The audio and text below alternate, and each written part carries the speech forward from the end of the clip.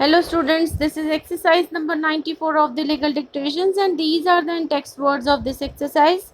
Eradicate, extraordinary, discretion, representation, warranting, assuming, authenticity, adduced, conclusive, perverse, per se, preponderance, cogent, probabilities. This is the exercise number 94 of the legal dictations on the speed of 80 words per minute for 10 minutes. Start.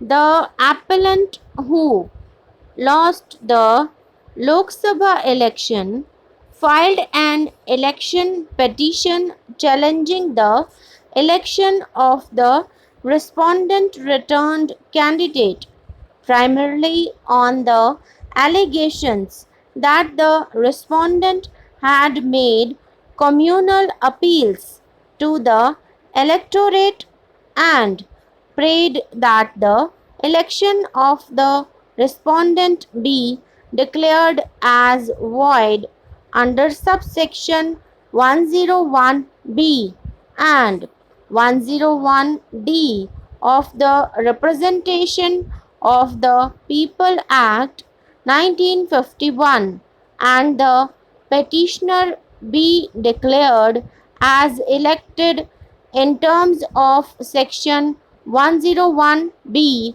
of the Act. In support of his allegations, he filed a VHS cassette said to have contained the speeches made by the respondent.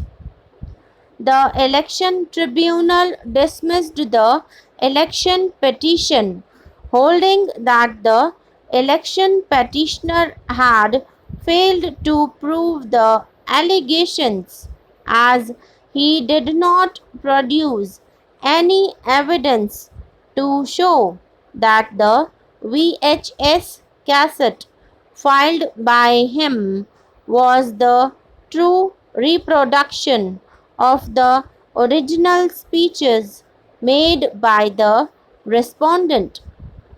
The tribunal also did not accept the plea of the election petitioner that the cassette was obtained from the Election Commission and was a public document, and its mere production was sufficient, and no further evidence was required to be adduced to prove as to how the said cassette was obtained by him. Aggrieved, the petitioner filed the appeal.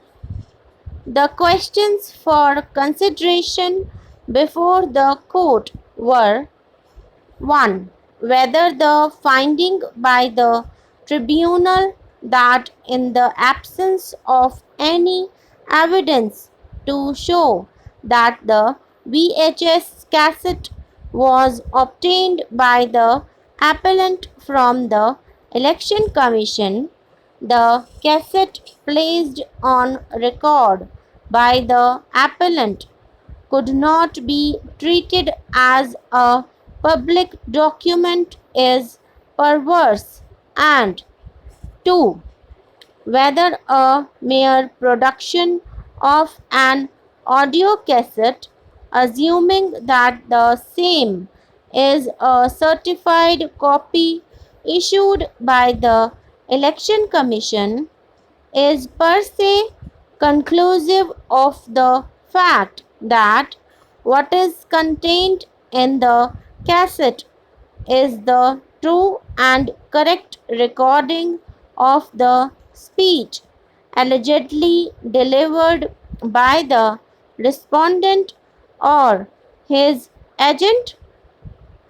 Dismissing the appeal, the court held the tribunal has rightly held that in the absence of any cogent evidence regarding the source and the manner of its acquisition, the authenticity of the cassette was not proved, and it could not be read in evidence despite the fact that the cassette is a public document. No relevant material was brought to notice of the court which would impel it to hold that the finding by the tribunal is perverse, warranting interference. A charge of corrupt practice envisaged by the Representation of the People Act 1951 is equated with a criminal charge, and therefore standard of proof therefore would not be preponderance of probabilities as in a civil action, but proof beyond reasonable doubt as in a criminal trial.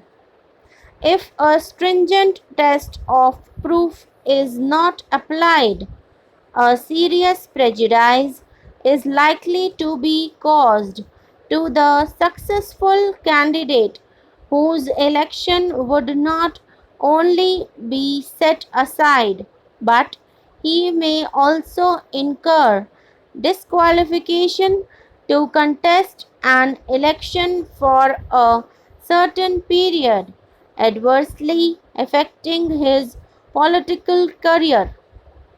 Thus, a heavy onus lies on the election petitioner to prove the charge of corrupt practice in the same way as a criminal charge is proved.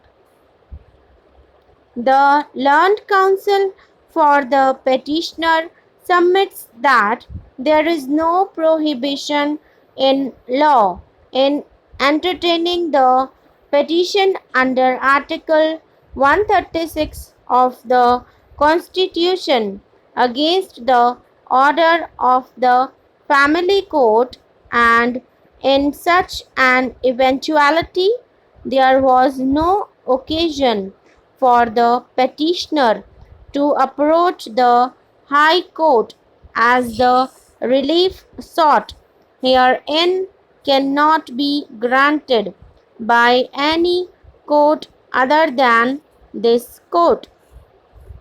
Thus, the petitioner has a right to approach this court against the order of the family court, and the petitioner cannot be non-suited on this ground alone.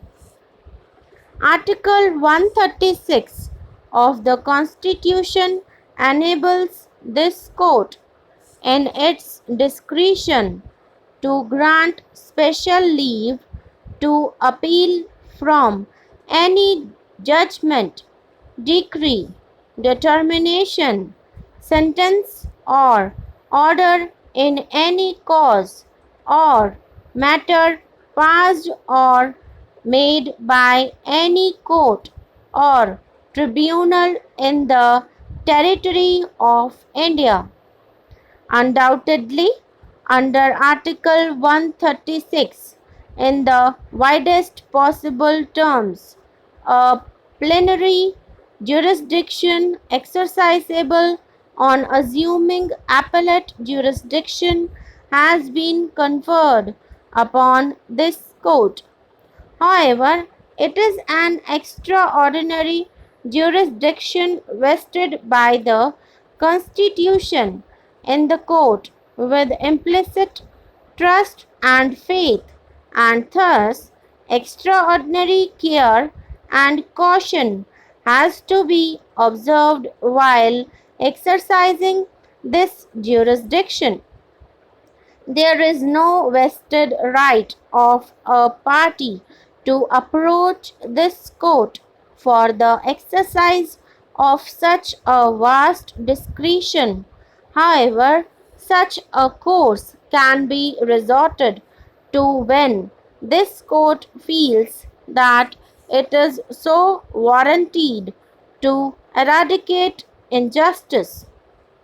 Such a jurisdiction is to be exercised by the consideration of justice and call of duty. The power has to be exercised with great care and due consideration, otherwise, such an order would create problems in future.